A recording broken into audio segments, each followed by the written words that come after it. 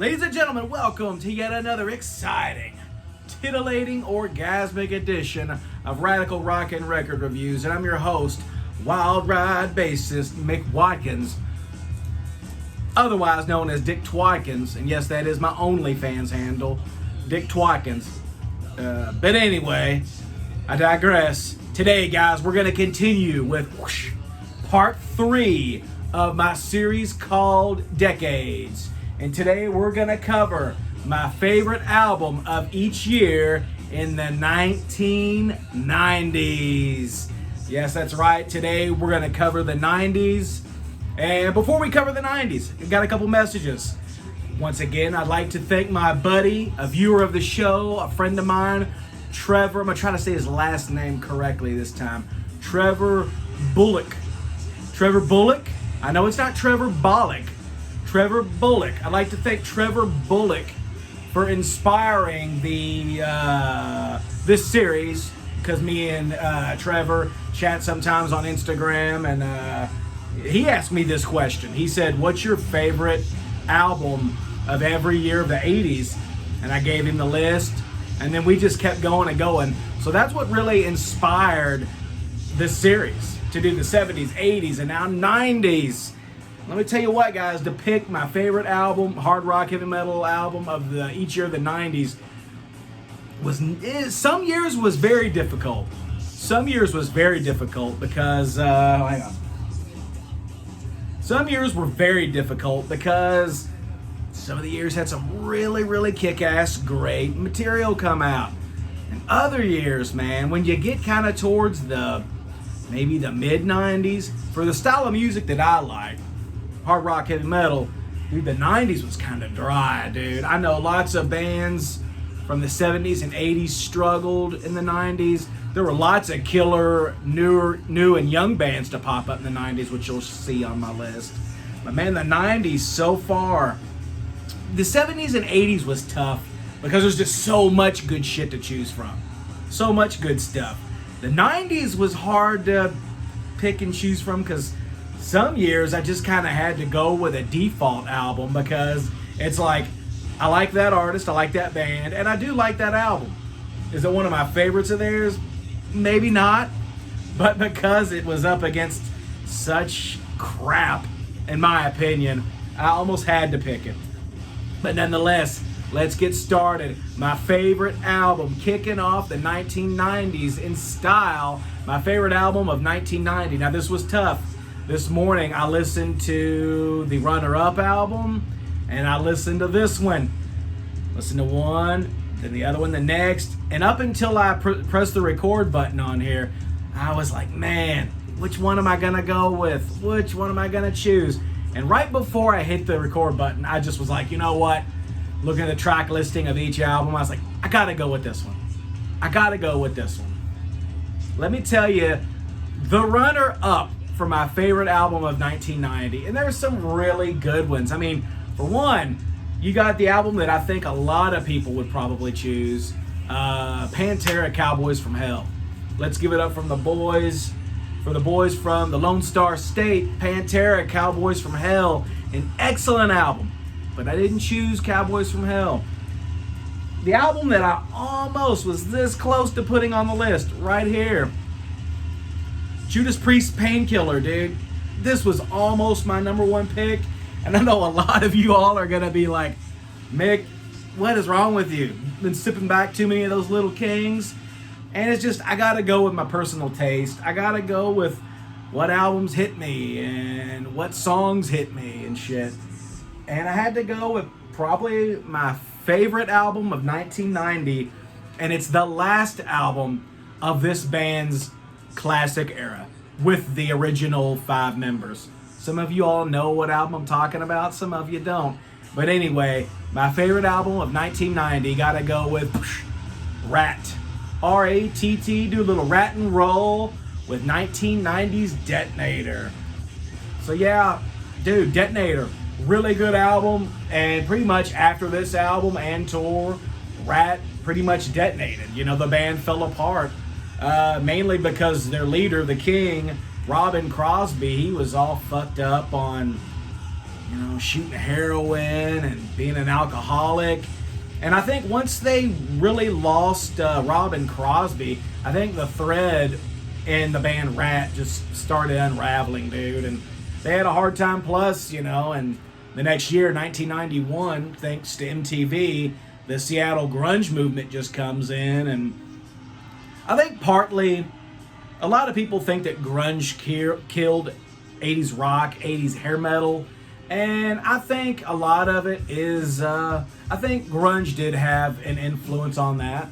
But I also think that, it wasn't just 80s glam metal or 80s hard rock that fucking detonated in the beginning of the 90s. You also had Bruce Dickinson end up leaving Iron Maiden, dude.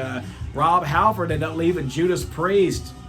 Fucking all kinds of bands just hit the shitter, dude. Because to me, when I think of the 80s music scene, I think the 80s was just so over the top and so decadent.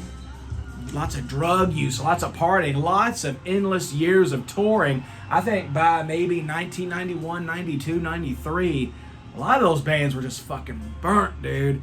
And it didn't help that a lot of the commercial mainstream music, and the rock and roll metal kind of field started shoving grunge and alternative down everybody's throats. Blah, blah, blah, blah, blah, blah, blah, blah. I can go on with that debate forever. That's another debate for maybe another good episode. But yeah, my favorite album of 1990 had to go with Rat Detonator, the last album to feature the classic lineup of Stephen Pearcy, Warren D. Martini, Robin Crosby, Juan Croucier, Bobby Blotzer. There's some excellent songs on this. It was produced by Desmond Child, who on this album went underneath the name Sir Arthur Pizon. And if I'm correct, correct me if I'm wrong, but I think Sir Arthur Pizon was actually Desmond Child. But yeah, so you think with Rat going with him, who's a really kind of a pop rock producer. I know in the 80s he had huge hits with Kiss and Aerosmith and all kinds of different artists. But you would think that with Rat, with going with Desmond Child, would kind of made this album a lot poppier. But I think this album was actually in a lot of ways, it was getting heavier, dude. You got Shame, Shame, Shame. Loving you's a dirty job and I'm the man to do it. Loving you is a dirty job. Good shit, dude. Come on and scratch that itch, honey. One Step Away, love that song. One step away. Time is gone by tonight, and I'm gonna make you stay. One Step Away is great. Hard Time, Heads I Win, Tails You Lose is okay. All or nothing, get out of my way. Give me what I want and I'll blow you away. All or Nothing's pretty cool. Can't Wait on Love, my favorite track. Can't wait on love. I got my heat on, you can't wait on love. Got me shaking all night long. Body's aching, the pain's so strong. Whatever, I could just go on and on. You guys know I love some Rat. But yeah, just a Top Secret, and really, Rat's first power ballad, Giving Yourself Away. Detonator, just a very underrated classic in my opinion. And honestly, I had to go with it as my favorite hard rock heavy metal album of 1990. So there goes that. So yeah, my favorite album of 1990, Rat Detonator. Like I said, after that, pretty much Rat detonated and broke up. Then they got back together in, I believe, 1997. And then from then on, it's been a roller coaster of drama and fuckery. But anyway, so let's get into my favorite hard rock heavy metal album of 1991. Another tough year. Because I'm sitting here looking at this list I've got, and you've got Alice Cooper, Hey Stupid. You got Skid Row, Slave to the Grind. You got Ozzy Osbourne, No More Tears.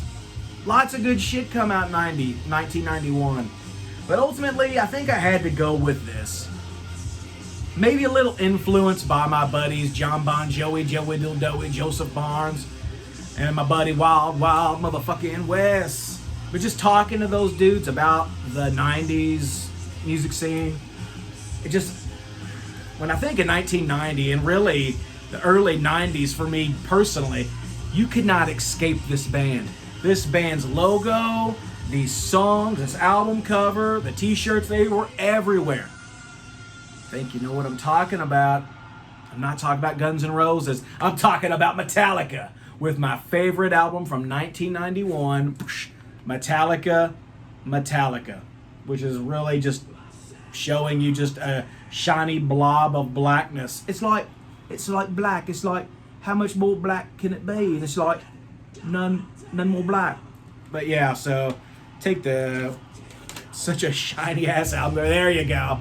Get a little bit better with the cool like little Don't Tread on Me snake and the cool Metallica logo. I mean, dude, this album was fucking groundbreaking, landscape changing. This was, right in kind of the beginnings of the alternative grunge movement. This album was almost like, salvation for everybody that was into like heavy metal and hard rock. And a lot of people, I know a lot of fans from the earlier parts of the 80s were like, oh my God, Metallica's selling out, blah, blah, blah. I don't see this as a sellout album at all. A lot of people say that Load and Reload were sellout albums. Really, I don't think Metallica, the only time I think Metallica ever really truly sold out was with Saint Anger. Saint Anger was them being something that they're not. To me, the Black Album, Metallica, just sounds like a band evolving, dude. And yeah, they were kind of going with the times, but dude, you know what? It didn't fucking hurt them. This band, they were huge, and pretty much from this point on, 30 years later, they were then, and they are now the biggest heavy metal band in the fucking world. I mean, you got great stuff on this album. You got great stuff. I mean, of course, Exit Light, Inner Night, Take My Hand, We're Off to Never Land. Dude, you got Enter Sandman, which honestly, if I never hear that song again, I think I'd be okay. But nonetheless, still a badass tune. Still a badass song. Sad But True. Holier Than Thou. The Unforgiven. Wherever I May Roam. Don't Tread on Me. Through the Never. Nothing Else Matters. A Wolf and Man. The God That Failed. A Friend of Misery. Struggle Within. Struggle Within. Really good album, dude. My favorite track, I kind of like the deeper cuts on this album more than I do the hits. I'd probably have to go with Holier Than Thou or Through the Never is my favorite track. So yeah, James Hetfield, Jason Newsted, Lars Ulrich, Kirk Hammett tearing it up and killing it in 1991 with Metallica, or as everybody in the world calls it, the Black Album. So there you go. All right, so now we get to go with my favorite album of 1992. Once again, a pretty damn good list. That you're like, you see lots of albums. I'm pretty sure Alice in Chains' Dirt came out that year. I know White Zombies, La Sextorcisto, Devil Music Volume 1 came out that year. Very good album. I love some White Zombie. I love some Rob Zombie. But me being me and me being who I am, I had to go with this. And like I've said on past episodes, in this band's discography, I think this album is very overrated. A lot of people act like that it's some fans of this band say that it's in their top 5 favorite albums of this band, and I totally disagree. But nonetheless, I really do like this album.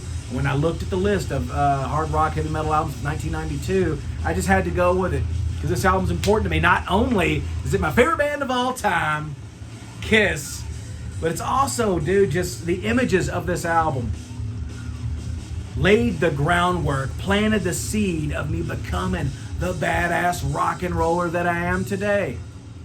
It was in a Batman Detective Comics comic book in 1992 where I saw this ad on the back of the comic, and just seeing this ad just fucked me up. I had to buy this on eBay actually recently, but yeah, it was this ad on the back of a Batman comic book that planted the seeds of a life-changing moment for me. So yeah, with that being said, you know what it is. My favorite album in 1992, Kiss Revenge. Dude, Unholy. I mean, come on. After a decade of Gene Simmons kind of being, well, like I've said before, honestly, in the 80s, And really, throughout the career of Kiss, Gene Simmons has always been my favorite songwriter and favorite singer, even more than Paul Stanley. But in the 80s, even though I really prefer Gene Simmons' songs in that era, Gene Simmons wasn't living up to his best that he could. But we see the return of the demon in Unholy. I was there through the ages, chained slaves through the cages. I have seen you eat your own. I'm the cycle of pain of the town about you know. Forgot the lyrics. I don't know how that happened. But anyway, it's got Unholy. Take it off. Take it off, pretty baby. Take it off. Drive me crazy. Great Paul Stanley, Dusty Rhodes lisp going on in that song. Tough Love, talk about loving chicks with big fat booties, like I do myself, you know, hey. But yeah, Spit kind of sucks. Dude, and the song we all heard as kids back on Bill and Ted's Bogus Journey, God Gave Rock and Roll to You. Still love that song. Domino, every time that bitch bends over, I forget my name. Ow! Loves a lots of money, backs against the wall. Calls me sugar daddy, cause he knows he's got me by the balls. They call her Domino.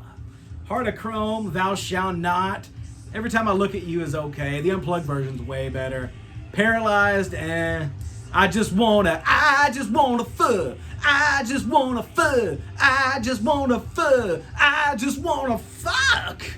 Good song. Carr Jam 81, of course, in tribute to Eric Carr, who died in 1991. Yeah, just a pretty badass hard rockin' Kiss album. It's not as good as a lot of Kiss fans say it is, but I do like it. And I remember that it was, that image in that Batman comic book ad that planted the seed for me being a lifelong Kiss geek and Kiss fan. So yeah, my favorite album of 1992, gotta go with Kiss Revenge. Yeah. Alright, so yeah. This one was pretty easy because this year, 1993, comes around, and for me personally, kind of hit a dry spot. Not really a lot of albums came out in 93 that I really that I care a lot about. So this was kind of a default pick, but I do really like this album. I do really love this album. Now, I'm going to admit that I don't really like this band as much as I used to. Back when I was in high school, I loved this band. I used to listen to them all the time. But as I kind of quit doing drugs in my early 20s, and since my my taste in music has changed over the years, I really don't listen to this band as much as I used to. But nonetheless, this album rocks. It's really good. It's very creative. The music videos really fucked us up in the early to mid 90s.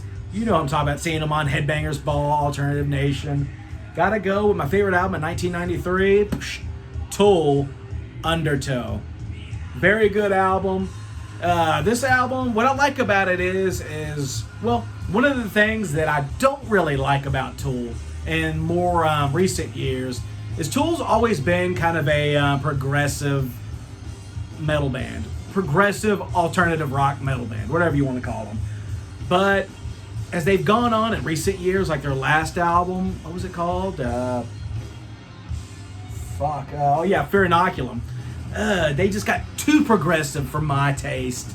Kind of long, boring songs, but that is the complete opposite on this. This song has a very sludgy, almost Black Sabbath vibe. I hear lots of Black Sabbath influence on this album, with Intolerance. Prison Sex is a great song. Sober. I remember seeing that video back in the day on Headbangers Ball as a kid and being like, what the fuck? And seeing the meat kind of slither and slime through that pipe, and that little bitty dude going, shaking his head real fast and shit. But yeah, shit ends up at the bottom. Crawl Away is cool. Swamp Thing. I mean, Swamp Song is very kind of sludgy Black Sabbath. Undertow's cool. 40 degrees and warmer. 40 Degrees and Prison Sex are probably my favorite songs. I love that vibe on Prison Sex. Blood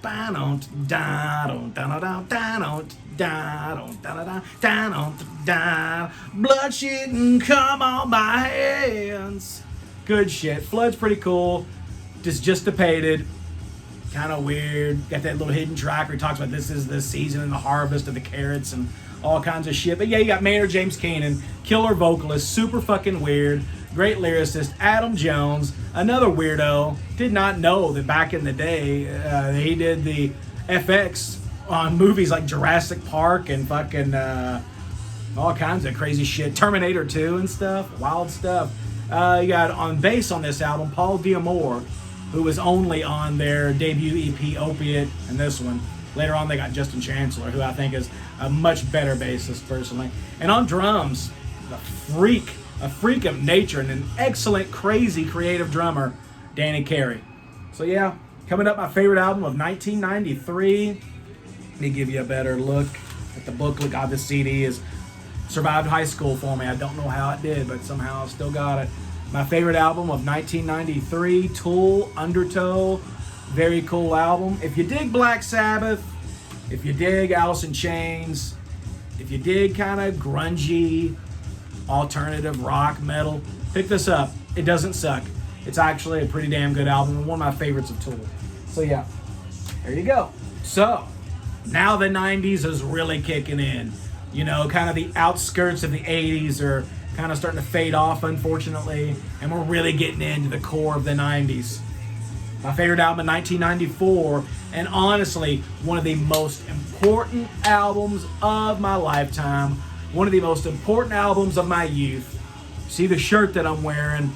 Dude, back in the mid-90s to late 90s, being a older kid, teenager, dude, there wasn't nobody on this fucking planet like Marilyn Manson.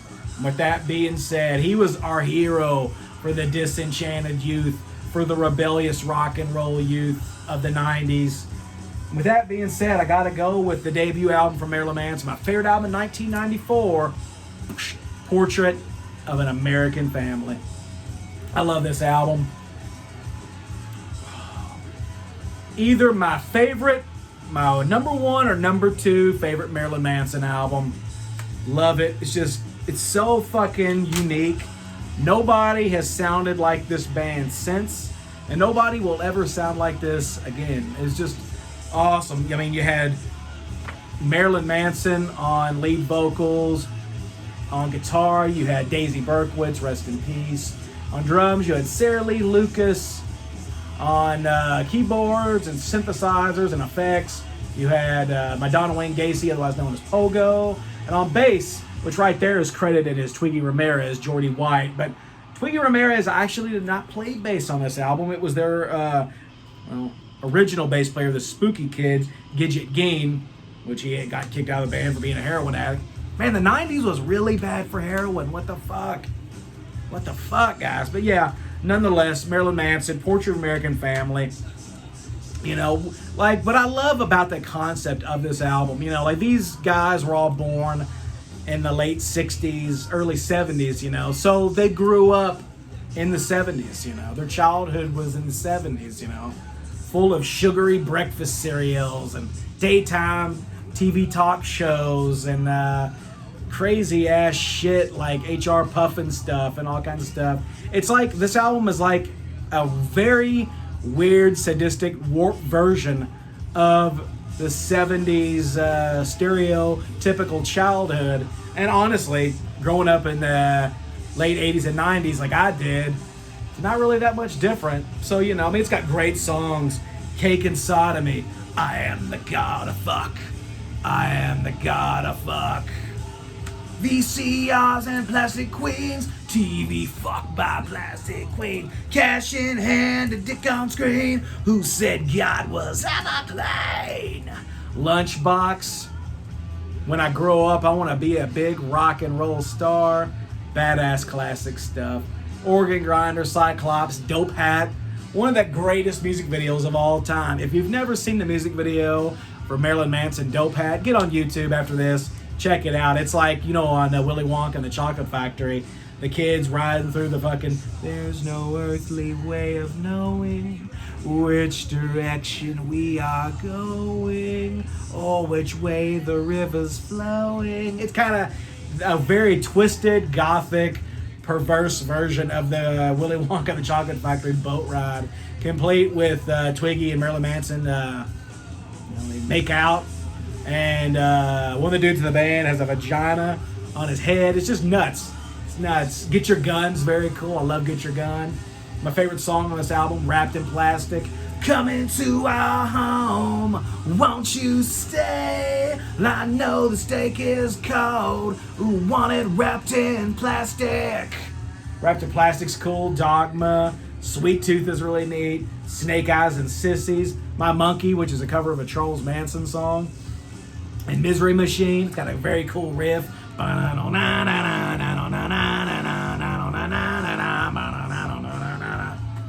Very good stuff, dude. I love some Marilyn Manson, especially the early stuff. Really, from Portrait American Family to Hollywood, man. Marilyn Manson back in the mid-90s to pretty much early 2000s, to me, was just unbeatable and groundbreaking. But we'll talk some more about Marilyn Manson later. So, coming in, my favorite album in 1994, Marilyn Manson, Portrait of an American Family. Now, favorite album in 1995. Going back to a little throwback with a classic band at this point. Talked about this album a lot in my AC/DC ranking video a couple weeks ago. My favorite album in 1995, easily, no contest, AC/DC Ball Breaker. Great album, like I said in the ranking. Very dark, just a very dark, bluesy album. Produced by Rick Rubin. Because I'm not really that big of a Rick Rubin fan, but being produced by Rick Rubin, I'm really surprised that I love the guitar tone as much as I do on this album. Guitar tone just sounds warm. Sounds you just feel the sound of those hot tubes and those Marshall heads. Just fucking amazing guitar tone. Brian Johnson's on top of his game. Angus Young, Malcolm Young, Clint Williams, Phil Rudd. Everybody's killing it on Ball Breaker. Excellent classic songs. I'm hard as rock. The Fury. What's the Fury, baby? The Boogeyman. Boogeyman's very kind of cool and bluesy and dark and creepy. Kind of lurid. Burning alive. Oh, hell, Caesar. Hail. Love bomb. Get it on. Come with your pants down. Come with your pants down. Whiskey on the rocks. A double ocean. I could sing the whole damn album like I did on my ranking or my ranking the albums of AC/DC. This album is chock full of great songs, great choruses, very dark, creepy, bluesy atmosphere, fitting the album cover very cool. This is a big album in my childhood. My dad used to spin this all the time, and that's one of the reasons why I love AC/DC. So yeah, my favorite album of 1995. Wish I could have seen this tour. My dad went and seen it here in Louisville, and he didn't take me. Thanks a lot, Dad. Urgh. But yeah, anyway, Ball Breaker rules. Kick-ass stuff.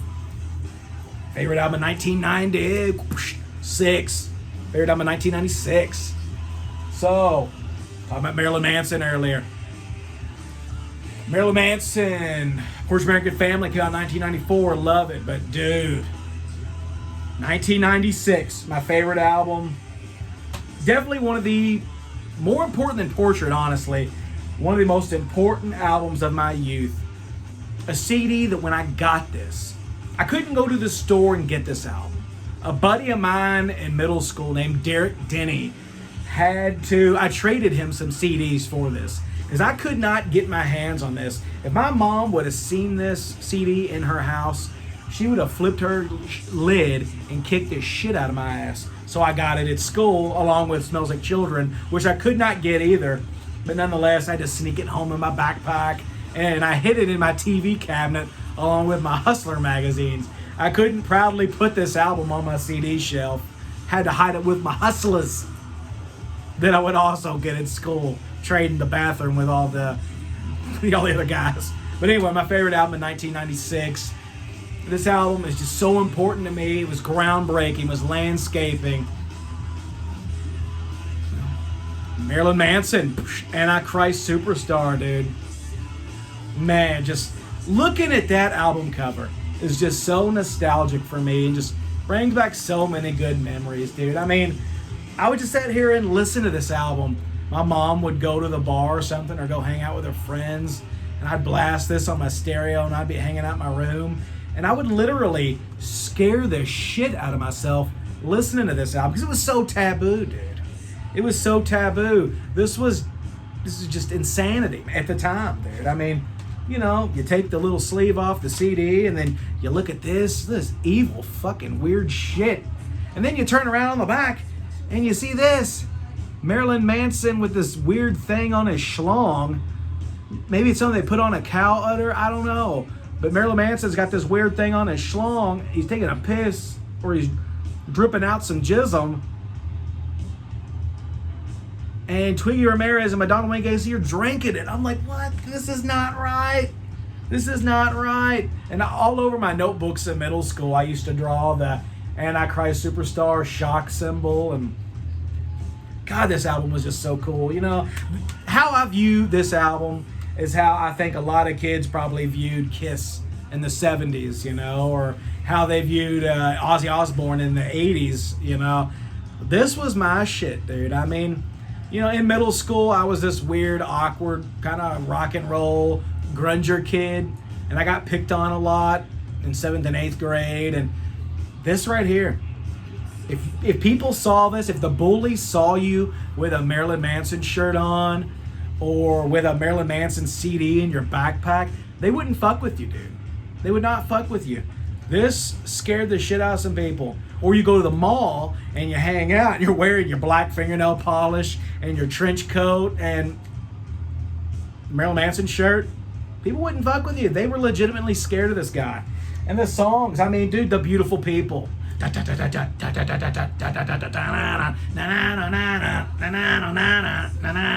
Beautiful People's amazing. All dried up and tied up, dead to the world. Tourniquet's awesome. Little horn is born. World, spread your legs for another star. Crypto Orchid with that spooky ass black and white video. Pick your finger, it is done. The moon has now eclipsed the sun. Angel has spread his wings. The time has come for better things. Fucking creepy shit. Worm Boy. I remember I used to sit in my room and listen to this shit. It would just fuck me up. When you get to heaven, you always sure in hell. When will you realize you're already here? Don't thank us now that you have crossed above. Fucking great. Mr. Superstar, hey, Mr. Superstar, I want you. Angel with the Scab Wings, Kinderfeld, and man, Antichrist Superstar when Marilyn Manson would be wearing his kind of black and red preacher outfit and he'd get up on that podium and he really looked like the fucking Antichrist up there, dude. And people believe that. People believed that this was some powerful shit. To be a teenager when this came out, to be a young kid, man. To me, I'll go ahead and say it right now, the very best and most important album of the 1990s, in my opinion. If I could sum up the 1990s hard rock, heavy metal scene, being a young teenager, dude, it's all about this. It's all about some Antichrist Superstar, my favorite album in 1996. And dude, I gotta say, I love Twiggy Ramirez. I love Geordie White. He's honestly, back in the day when I first started playing bass, him, Nikki Sixx, and Gene Simmons are the reasons why I started playing bass. And if you've seen any Wild Ride videos or if you've seen any pictures, I play a white Epiphone Thunderbird. Well, that's why, because Twiggy Ramirez played one, and they look badass too. But yeah, 1996, Antichrist Superstar. So speaking of Nikki Sixx, My favorite album in 1997, and also a very, very important album to me, because this was my entrance point to this band. A band that ultimately became my second favorite band of all time. I love this album. This album is a very hated album. I only know maybe 4 or 5 people that like this album, and I'm one of them. It's me, the drummer of Wild Ride, Kid Vicious, and my buddy John Bon Jovi, Joey Dildoey, Joseph Barnes. Other than that, I don't really know that many people that love Motley Crue, Generation Swine. But guess what? I fucking love this album, dude. You can hear, Marilyn Manson influence in this. It's a very industrial, heavy album. But that's what I love about it, because at the time of loving Marilyn Manson, Antichrist Superstar, then I find Motley Crue. Dude, these albums almost go hand in hand with each other. And, everybody always shits on Generation Swine, saying that it's not that good, the song isn't good, the sound is not Motley. Dude, everybody loves the violence and anarchy and the darkness of Shout at the Devil. Well, this is the only album past that kind of has that, dude. I mean, to me, this just kind of has that rebellious, anarchist nature that Shout at the Devil has too, just done in the late 90s. But I love this album. This is the album that, when I got into Motley Crue, that was my Motley Crue right there. That cool. I love the look of the band then. I thought they looked cool. Wanted to go see this tour, but my mom wouldn't let me. She was like, fuck, no, I'm not going to go see Motley Crue. They cause riots and they spit on people. But nonetheless, I love Generation Swine. Great album. I know a lot of people are going to be like, Mick, Generation Swine sucks. And, that's your opinion. I respect it. And there are some clunkers on this album. I mean, Find Myself is badass. Afraid, my favorite song on the album. Kicks ass. Classic Motley. Flesh is great. Generation Swine is great. Confessions is great. 'Cause she's my beauty. Call her Miss Divine. My black beauty. She meant love in line. She's my beauty. Now she's made it big. My black beauty. Love that song. Glitter. I love Glitter. Except for the lyric, let's make a baby inside of you. I don't really care for that. It's kind of cheesy and hokey. Anybody out there really cool, just in your face punk rock Motley? Let Us Pray, very industrial, heavy, dark. I love the sound of this album. It's so just unique and weird, very atmospheric. You put your headphones on and you listen to Generation Swine, you'll hear all kinds of weird, chilling, creepy effects and screams and weird shit in the background. It's a very creative album, very creative. Rocket Ship is Nikki Sixx's kind of space oddity, David Bowie wannabe song. It's okay. Rat Like Me, classic Motley. Shout Out the Devil 97 is pretty badass. There's lots of aspects of Shout Out the Devil 97 that I like better than the original, but kind of how Motley Crue does live in recent years. They combine the original with 97, and that to me is the ultimate version. But this album does contain the worst Motley Crue song of all time that me and Kid Vicious, the drummer of Wild Ride, we like to kind of poke fun at this all the fucking time. Brandon, I love you. You are my son. Or whatever the fuck. She is your mom. She is your mom. God, some of the most hokey, shitty ass lyrics. Your mother gave birth to you with love inside. She had candlelights and songs of life. Brandon, I love you. I love her. She is your mom. Awful. How in the hell did Nikki Sixx and Mick Mars let Tommy Lee put that crap on this great, excellent album? I don't know. But other than Brandon, this album smokes. Go ahead and write in the comment section down below. Do you love Generation Swine or do you hate it? Because if there's more of you out there than 4 or 5 people that I know that love Generation Swine, let me know. And we can start a Generation Swine Appreciation Foundation. So yeah, my favorite album easily of 1997, and one of my favorite albums of the 90s, period, Generation Swine by Motley Crue. Now we're getting into 1998. And, if this was 10 years ago, if this was 20 years ago, or if this was 1998, if you would have asked me my favorite album of 98, would have been easy. I would have said Marilyn Manson, Mechanical Animals. But over the past couple years, man, I've loved this band for a long time now, but over the past couple years, this band has really risen up the charts as being a favorite band of mine. And I love this album.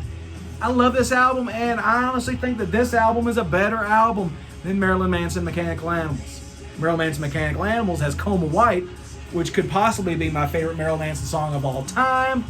But when I compare the two, Mechanical Animals in some spots gets a little long, it gets a little drawn out. I get a little bored with it nowadays. 1998 Mick would have been like, fuck no way. Marilyn Manson worship back then. But nowadays, as my music taste has changed and maybe matured a little bit, Mechanical Animals isn't my favorite album in 1998. And it's definitely not Kiss Psycho Suckass either. Gotta go with this album, an album that in recent times I've just fallen in love with. And honestly, it's one of the most listened to albums of this band. Gotta go with Blue Oyster Cult, Heaven Forbid, dude. Like I said, I did a video on this album and Curse of the Hidden Bear a couple months ago. I remember when this album came out.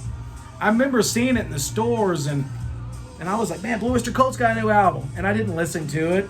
The album cover kind of turned me off a little bit. But since then, the original album cover of this was horrible looking. Frontiers Records reissued this on vinyl and CD, and they kind of re-edited the album cover with this dark blue and this darkness. It looks a lot better than the original. But anyway, I saw the album cover, and being a 13, 14-year-old kid, I didn't really have a lot of expendable money, so I didn't want to take a chance on an album that I had heard nothing from and that I didn't know anything about. So I would just sit there and look at it in the record store and be like, maybe Blue Oyster Cult's cool, but I don't know. And then I remember going to like the used CD stores here in Louisville called Book and Music Exchange. And back then, in the late 90s, early 2000s, they would have like 5 to 6 copies of this used. And it always intrigued me, but I never bought it up until a couple years ago. And now, dude, I love Heaven Forbid. I love this album. I love BOC. My favorite album easily of 1998. It beats out Marilyn Manson, Mechanical Animals. It beats out Kiss Psycho Circus. It beats out Rob Zombie, Hellbilly Deluxe. And another album that I love from 1998 is the band Orgy, an industrial hard rock band called Orgy, and their debut album Candy Ass. That album's incredible. Love that shit. But dude, just nowadays, for Mick, 36-year-old Mick Watkins in 2021, Blue Oyster Cult, Heaven Forbid, tickles my fancy, is my favorite album of 1998. You got I Like to See You in Black, Make Me Feel That Your Husband Is Dead. Harvest Moon, oh God. Harvest Moon, sung by Buck Dharma. Love it. Want to hear it live. I know they play it a lot live nowadays. Power underneath, a power underneath, a power underneath despair. Do not envy the man with the X-ray eyes. Do not envy the man with the X-ray eyes. Hammer back, don't keep that safety on. I'm damaged, I like it. Cold gray light of dawn. You can't lie to yourself anymore. Real World, Live For Me, Still Burning, the sequel to Burning For You. Excellent album, very underappreciated album. I know a lot of people outside of hardcore Blue Oyster Cult fans have never heard this, and I suggest you listen to this. It is a killer fucking record. It's great. So that is You Can't Kill Me, Motherfucker. I love that part. But anyway, yeah, my favorite album of 1998. Might be some shock to some people. Blue Oyster Cult, Heaven Forbid. And here it is. We're going to wrap up the 1990s with, 1999. For me personally, 1999 was an amazing year. Probably one of the greatest years of my life. As being a teenager and shit, having a good old time, partying it up, getting chicks, all that fun stuff. But when I look back at it, the year 1999 was pretty horrible for hard rock and heavy metal music. It was not that great. So with that being said, I'm sitting here thinking, but one cool thing about 1998 or 1999 was you started to see the return of a lot of 80s hard rock glam metal bands. I know that year Rat released the self-titled album Rat, which a lot of Rat fans call Rat 99. Not really a big fan of that album if you've watched my ranking of the Rat albums. But I respect that Rat was back and Rat was trying again. Wasp released a pretty killer album, in my opinion, called Hell Dorado. I remember there were talks back then of Motley Crue was working on a new album, and so there was a lot of excitement going on with the return of a lot of the 80s glam metal bands. And with that, a great album came out of that. And I listened to this album earlier just to make sure that it was my favorite album of 99. And man, I was listening to it going, this is a fucking killer great record.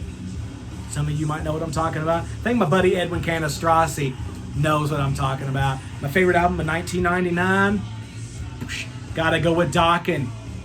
Erase the Slate. Erase the slate! Erase the slate! Erase the Slate. Great album featuring Don Dokken on lead vocals, of course. Jeff Pilson on bass. Killer, very underrated bassist. Wild Mick Brown on drums. And by this point, George Lynch had left Dokken, and he was replaced by Reb Beach of Winger.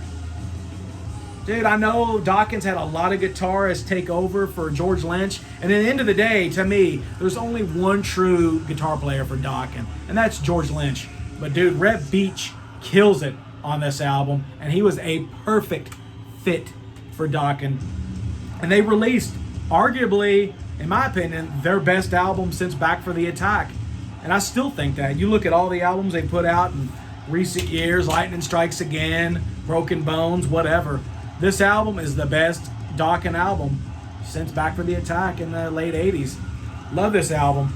It's got some great songs on it, dude. The title track, Erase the Slate. I can change the world this time. Maddest Hatter, I'm the maddest Hatter of them all. Drown is pretty cool. Shattered's a pretty kind of neat, kind of ballady song. It's got a cover of a song I'm not really that crazy about. Dawkins' version's okay, but the one is the loneliest number that you'll ever do. Two can be as bad as one. It's the loneliest number since the number one. Yeah, one's okay. Who Believes is pretty cool. Voice of the Soul's another good song. Wild Mick Brown gets a lead vocal on Crazy Mary Goes Round. Crazy Mary Goes Round. Let me tell you about Mary. You'd be really surprised and shocked at how kind of a killer of a singer Mick Brown is. You got another haunted lullaby. Another haunted lullaby. Kind of Dokken. A lot of that, the riffs in that song kind of remind me of Stone Temple Pilots, especially the beginning. But a haunted lullaby sounds really good. But man, it's the last track on this killer album, In Your Honor. Man, earlier when I was listening to this album, and when that song went off, I listened to that song repeat probably 4 or 5 times, dude. It was just so, it hit me, dude. It hit my heartstrings. I love the chorus. I lit a candle in your honor today. It's just so good, dude. Don Dokken's vocals were still on point. Jeff Pilson has some really cool bass licks and kind of bass build-ups on that song. Reb Beach just kills it. Man, I want to, because I can't really remember these lyrics too well, I want to sing you a little phrase, if you don't mind. A little karaoke with Dick Twatkins. But, yeah, I love the lyrics. I lit a candle in your honor today. Everything will come around. And you never know that maybe someday everything will come around. I lit a candle in your honor today. Prayed for forgiveness for the things that I've said. And you never know that maybe someday everything will come around. I know I'm not the world's greatest singer, and I'm not. I don't claim to be, but I just wanted to share that with you guys. The melody, of course, Don Dokken can sing way better than I can, but I just fucking love In Your Honor. Listen to that shit. In my opinion, one of the most underrated songs of the 90s. But the thing I gotta bring up, this album cover for Erase the Slate is horrible. I think that album cover is atrocious. I think a better album cover would have been that. The back cover. Or even better than that, What's Under the CD Tray. I think this would have been a better album cover. That, with like a cool Dokken cross. But the thing I gotta point out, maybe on this album, Dokken should have changed their name to the Band of Karens. Because on this album, they are all sporting what's now known as the Karen haircut. I mean, you look at this. Look at Mick Brown. Look at Rhett Beach doesn't really look like that, but look at Mick Brown. Look at Jeff Pilson and Don Dokken. They all look like they're just getting ready to bitch the waitress out at their local Golden Corral buffet and trying to get a free salad or something. I mean, look at that. Look at Don. Look at Jeff. Look at Mick. Look at Mick Brown's haircut. A band of Karens, otherwise known as Dokken. Hysterical, dude. Hysterical. Can I please... Hang on. I got this for you. Can I please speak to the manager? Could you please get your manager? My salad is wilted. It's disgusting. I asked for ranch, not blue cheese.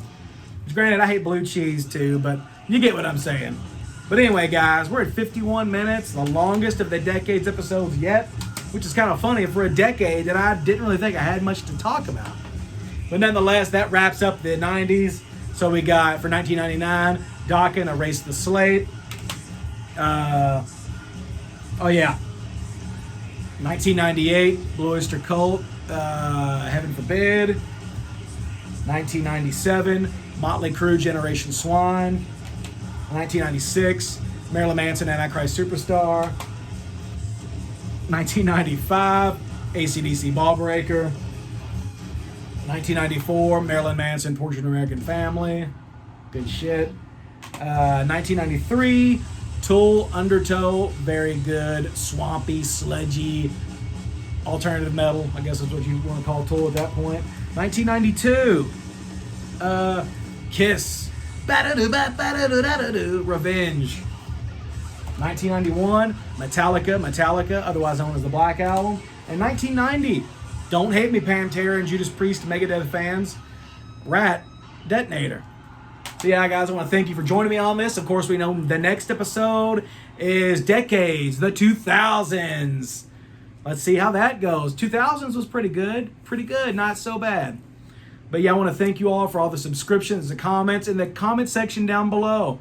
Oh, double-handed on you. Oh, she had a big old head. Oh yeah, in the comment section down below. Let me know your top 10, or not your top 10, but your favorite album of every year in the 90s, because I'd love to see this, because the 90s is a very strange era for rock and metal music. Very weird, very strange.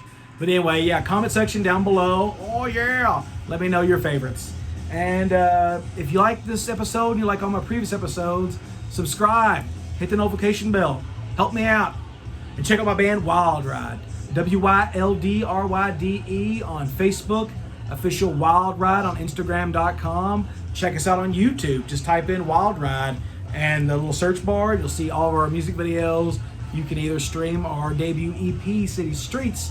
If you want to buy you a CD copy of that, or a Wild Ride t-shirt, a signed poster, some patches, some stickers, trucker hats, whatever the fuck, hit us up at wildride.bandcamp.com. And until the next time, guys, I love you all. Keep rocking, and I will see you later. Peace, guys.